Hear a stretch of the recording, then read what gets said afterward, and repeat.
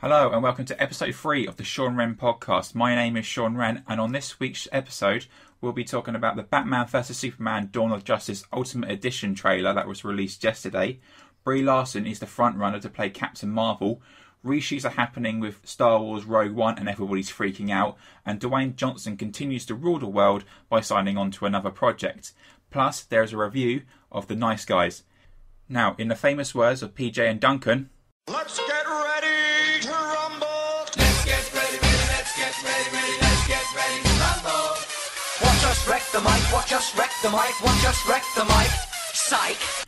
Now let's start with this week's top news story, and that's Collider revealing the first trailer for Batman vs Superman Dawn of Justice the Ultimate Edition, which comes out on Blu-ray and DVD in the UK on August the 1st. Now let's talk about this trailer, and I really enjoyed it. There's a lot of stuff already in this trailer that I've gone, now why wasn't that in the theatrical release? And that's mainly Superman in Africa and Clark Kent investigating who Batman is and talking to people on the street like a proper journalist. And there's already a few new faces in there that we get to know, and that's including Jenna Malone's character, who was completely cut from the film. A lot of people originally thought that she was Barbara Gordon, and she still could be, but to me she could even be playing Iris West. I'm just throwing it out there. Then again, why would she be dyeing her hair red before going on set, then wearing a blonde wig and glasses? Anyway, I think a lot of this, again, as I said, I'm going to sit there and watch and go, now why wasn't that in the theatrical release? And I think a lot of people are going to feel like that. And I did enjoy the film, but there is some weaknesses in it. So if it just changes my mind slightly, then I'm going to be happy. But I do think it's going to change some people's minds. Not a lot. If you still think it's a piece of shit, then you're still going to think it's a piece of shit. But if you go in there with an open mind and go, you know, there's a few tweaks that I wanted to see change, then it may change your overall look of the film and DC movies moving forward. And I'll add the trailer and the pieces that Collider wrote in the description below for you to check out for yourselves. Now let's move to the next big news story. And our next big news story is that Variety are reporting that Brie Larson is Marvel's front runner to play Captain Marvel. However, the report does say they're in early negotiations, but I can see this news being official sometime soon. And I have to say, I was never interested in Captain Marvel, but if Brie Larson is cast, then I'm going to be the first one there. I mean, from her award-winning performance in Room, where she won pretty much every award going this season, to Short Term 12, which was another outstanding performance, to her charismatic performance in 21 Jump Street, I've loved everything that Brie Larson's been in, and there's no doubt I'll love her in this role as well. She was in fact my second choice to play Harley Quinn if Margot Robbie turned the role down. And the fact that Marvel's going for an Oscar winner makes perfect sense. They've got that trust with audiences and with the film industry that they can go, right, this is the big name now, this is who we want.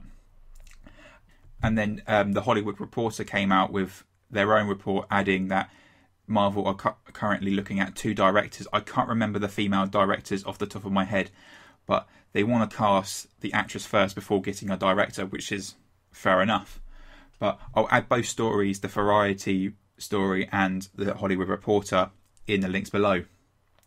What I find most odd is that some people are against this casting, and it's great that they want someone older, but Brie Larson will absolutely knock this role out of the park.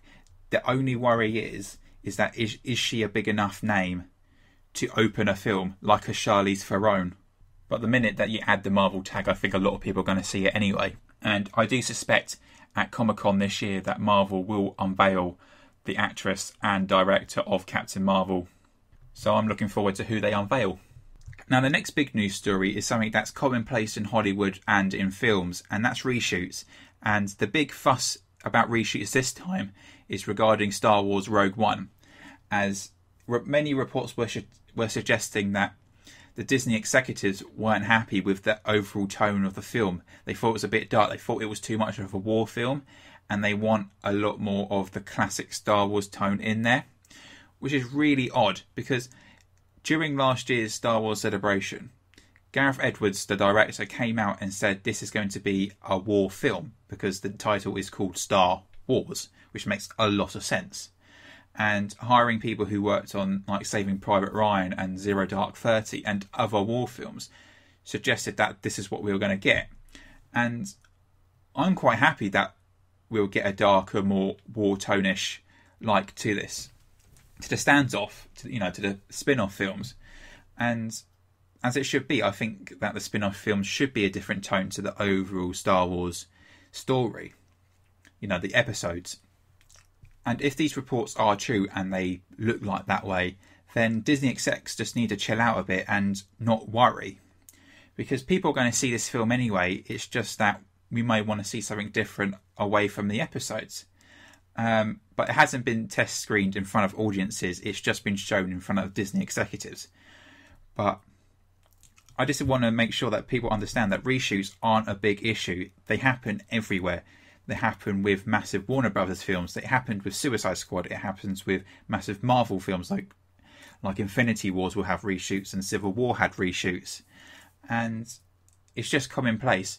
Now, what these reports are also saying is that this is going to be the most prequel film as possible that happens about 10 to 15 minutes before A New Hope, which is kind of, wow, that's close to the nose.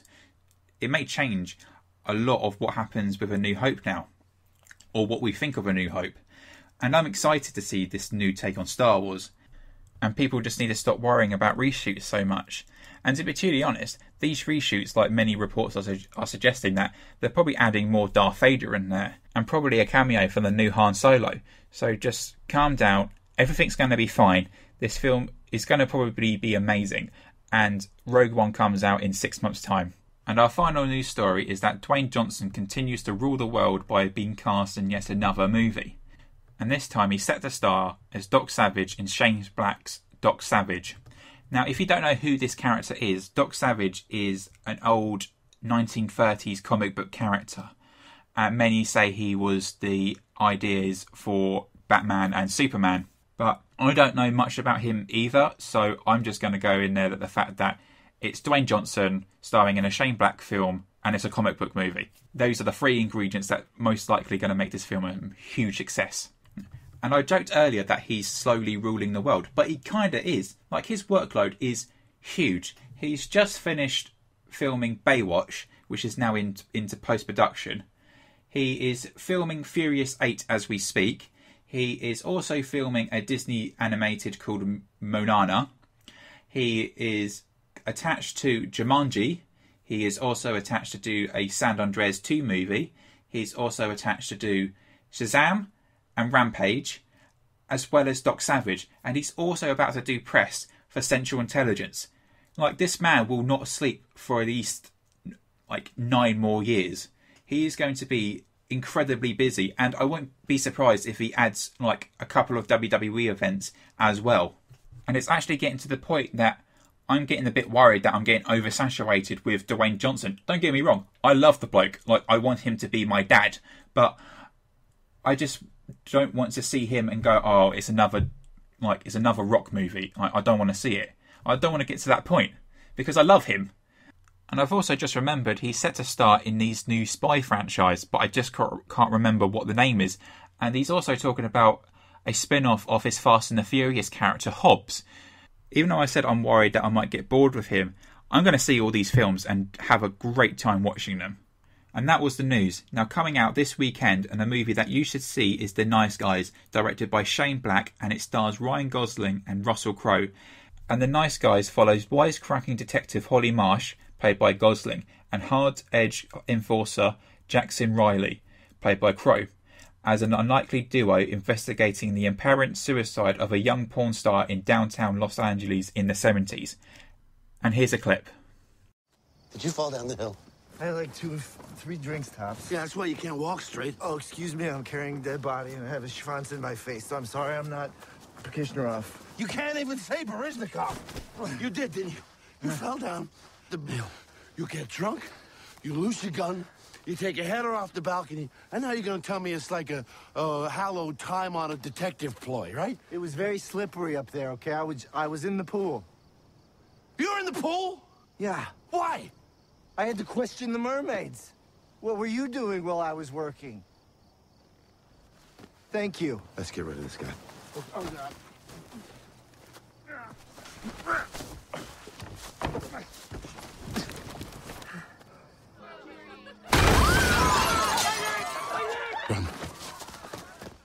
I loved this film. I had such a great time watching it. It was comedy joy from start to finish. And it's easily the best comedy since Deadpool in my eyes. And that's mainly because of Ryan Gosling. And he's a surprising standout. I mean, I never thought he could do comedy this well. And his chemistry with Russell Crowe was amazing to watch, because you could tell both of them had such fun working on this film. And because it's directed by Shane Black, you can instantly tell it's got that modern Lethal Weapon vibe to it. And if you don't know what Lethal Weapon is, ask your parents or an older sibling. They are great films and you should watch them. Now back to The Nice Guys, and I've got nothing but real high praise for it. I mean, I laughed throughout. The plot and story were interesting. The acting was brilliant. The young girl who plays Ryan Gosling's daughter was great, and she was basically the straight guy in this film. She gave both characters a moral compass, and I have to say this is the best buddy cop film since 22 Jump Street. And with Central Intelligence coming out soon, Dwayne Johnson and Kevin Hart will have to do a lot to even compete with The Nice Guys. That's how much I enjoyed this film, and I think you enjoy it too. And if you want to find out more about The Nice Guys, read my written review in the link below. Now we've come to the end of episode 3 of the Sean Wren podcast. Thank you for listening, and if you want to check out all the stories that I've talked about, they'll be in the link below. And if you're listening to this on YouTube, there'll be a link to my blog, and you can find out everything I was talking about on there. Now remember to follow me on Twitter at Sean_Wren, that is SHAUN_WREN. And I'll speak to you soon. Bye bye.